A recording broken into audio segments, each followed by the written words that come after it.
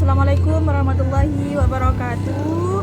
Nama saya Krotur Rohima. Di video ini saya akan menjelaskan sedikit tentang pengertian hermeneutika dan juga teori pemikiran dari Schleiermacher dan juga Wilhelm Ditley.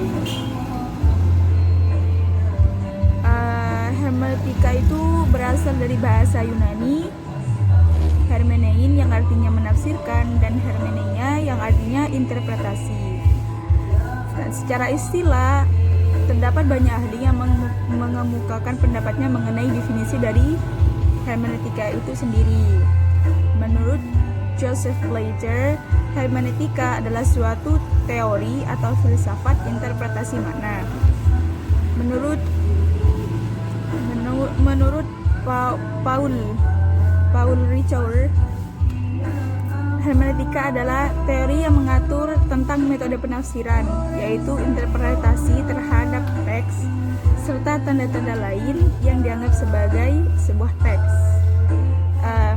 Dari semua definisi, kata kunci dari hermeneutika itu sendiri, hermeneutika adalah proses mengubah dari ketidaktahuan menjadi mengerti, atau mengubah dari sesuatu yang masih abstrak menjadi suatu ungkapan yang jelas dalam bahasa yang dapat dipahami manusia, atau cara menafsirkan teks untuk mengungkapkan makna yang tidak tampak secara literal dalam sebuah teks.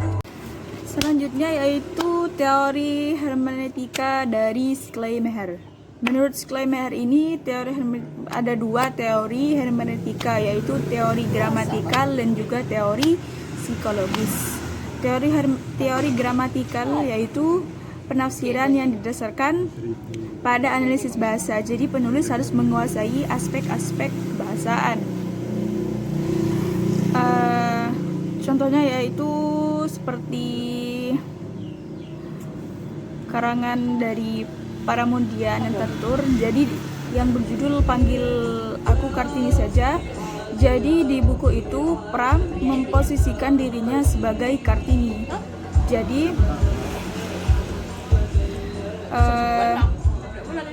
Pram itu bukan hanya menggunakan pendekatan gramatikal saja, namun sekaligus menggunakan pendekatan psikologis. Nah, maka dari itu karya Pram tersebut melahirkan interpretasi bahkan melampaui penulisnya, yaitu Kartini. Dan nomor dua yaitu teori psikologis. Nah, teori psikologis ini penafsir yang bertujuan untuk memahami dunia mental penulisnya itu tidak bisa semata-mata membangun perhatian dari aspek bahasa saja. Nah, jadi penguasaan di aspek bahasa saja itu masih belum cukup. Jadi penafsir itu juga harus menguasai memperhatikan aspek kejiwaan dari pengarang, merancang kembali pengalaman dunia mental atas teks. Nah, dengan demikian pembaca seperti mengalami kembali pengalaman dari seorang penulis tersebut. Dengan demikian penafsir bertransposisi ke dalam hidup batin pengarang.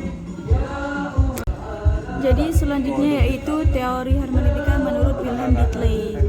Jadi menurut Ditley ini psikologi seseorang itu dikaitkan dengan eksteriornya.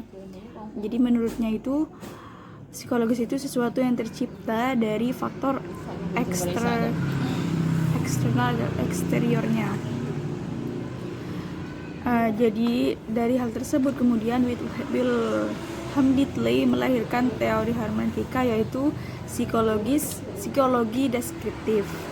Jadi kita mendeskripsikan tokoh, kemudian kita menginterpretasikan. Jadi selain mengamati, kita juga harus memahami karakter tokoh yang kita deskripsikan. Mungkin itu saja dari saya. Akhirnya, wassalamualaikum warahmatullahi wabarakatuh.